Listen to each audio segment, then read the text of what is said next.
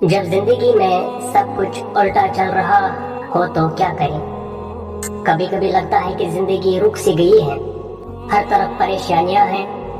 کیا آپ بھی اس وقت کسی مشکل دور سے گزر رہے ہیں؟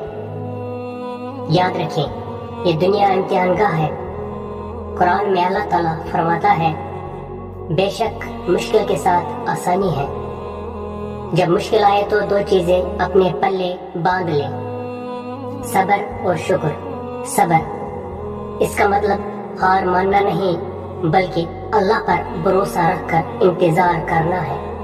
شکر، جو نعمتیں ابھی آپ کے پاس موجود ہیں، صحت، گھر، ایمان، ان پر اللہ کا شکر ادا کریں۔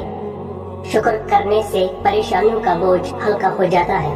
یاد رکھیں، مشکل وقت مستقل نہیں ہوتا۔